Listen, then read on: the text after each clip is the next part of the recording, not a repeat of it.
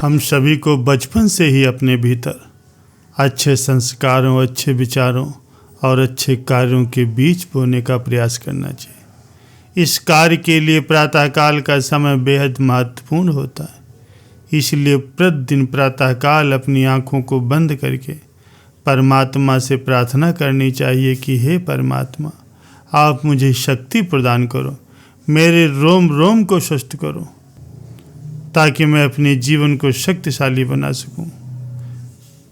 प्यारे सज्जनों, आप अपने जीवन के बारे में जिस प्रकार के विचार रखते हैं तो वैसा ही आपका जीवन बन जाता है।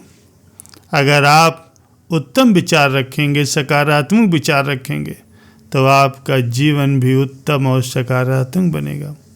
और यदि आप अपने जीवन के प्रति नकारात्मक भाव रखते हैं तो आपका सारा जीवन नकारात्मक बन जाएगा। आपके शरीर में जो जीवनी शक्ति है वो नकारात्मक बन जाएगी। ऐसा इसलिए होगा क्योंकि आपका शरीर आपके विचारों से प्रभावित होता है। आपका अपना विचार जैसा होगा वैसा आपका जीवन होगा। जो लोग अपने जीवन को आनंद के रूप में, ऐश्वर्य के रूप में, सफलता के रूप में और सकारात्मक रूप से स्वीकार करते हैं तो उनका जीवन आनंदमय, सुखमय हो जाता है।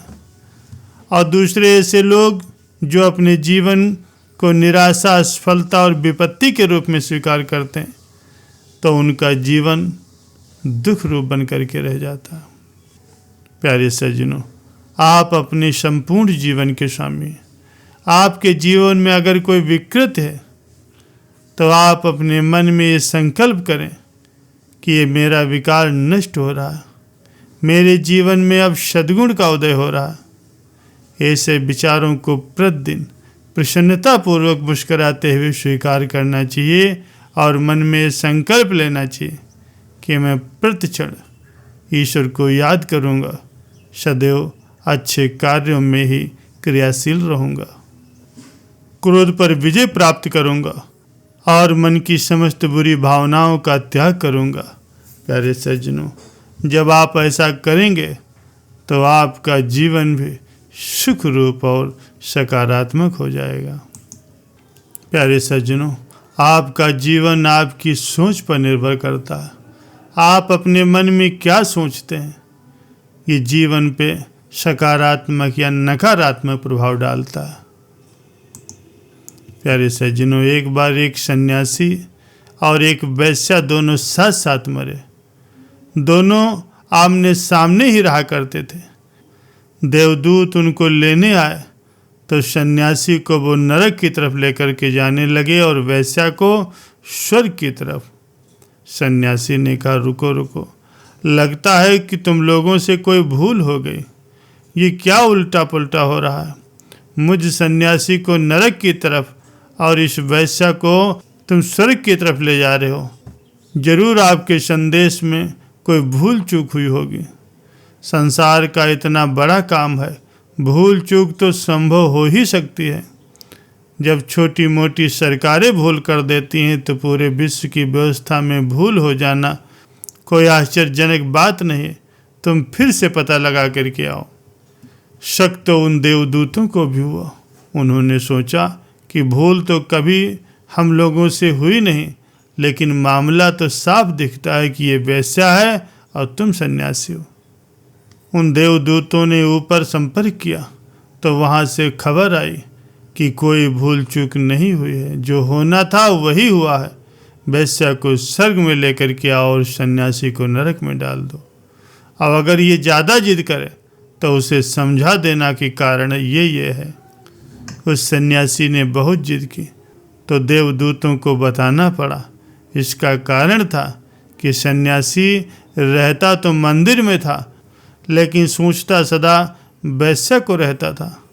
वो भगवान की पूजा तो करता था, उनकी आरती भी उतारता था, लेकिन उसके मन में प्रतिमा सदैव वैश्या की होती थी। और जब वैश्या के घर में रात को राग रंग होता था, बाजे बजते थे, नाच होता था, कहे लगते थे, नशे में डूब करके लोग उन्मत्त होते थे, तो तो उसको ऐसा लगता था कि जैसे मैंने अपना जीवन व्यर्थ में ही गंवा दिया। आनंद जब वहाँ है तो मैं यहाँ क्या कर रहा हूँ? इस निर्जन में बैठा इस खाली मंदिर में ये पत्थर की मूर्ति के सामने पता नहीं यहाँ भगवान हैं भी या नहीं। उसे हमेशा यही शक पैदा होता रहता और रात जाग कर वो करवटें बदलता रहता और वैश्या को भोगने के सपने देखता रहता। और वैश्या की हालत ठीक इसके विपरीत कुछ ऐसी थी कि वो थी तो वैसा, लोगों को रिझाती थी, नचाती थी, नाचती थी, लेकिन उसका मन मंदिर में लगा था। जब जब मंदिर की घंटियां बजती तो वो सदा यही सोचा करती कि कब मेरे इस भाग का उदय होगा कि मैं भी मंदिर में प्रवेश कर सकूंगी। मैं अभागी, मैंने तो अपना जीवन इस गंदगी में ही बिता दिया। अगले जन्म में हे परमात्मा, मुझे किसी मंदिर की पुजारिन बना देना, मुझे मंदिर की सीढ़ियों की धूल बना देना तो भी चलेगा। मैं उनके पैरों के नीचे पड़ी रहूँगी जो पूजा करने के लिए आते हैं, उतना ही मेरे लिए बहुत है। जब मंदिर में धूप की सुगंध उठती तो वो आनंद से मग्न हो जाती। वो कहती कि ये भी क्या कम सौभाग्य की बात है कि मैं अभी मंदिर के निकट हूँ। बहुत से लोग तो ऐसे हैं जो मंदिर से दूर हैं। जब भी पुजारी पूजा करता तो वो वैसा भी आंख बंद करके बैठ जाती। प्यारे सज्जनों, वो पुजारी वैसा को सोचता और वैसा पूजा के बारे में सोचती, और इसी सोच का ही परिणाम ये निकला कि पुजारी नरक को चला गया और वैसा स्वर्ग को चली गई। अतः जैसी आपकी सोच होगी वैसा ही आपका जीवन होगा, और जैसे ही आपके कर्म होंगे वैसे ही आपको भोगना भी पड़ेगा।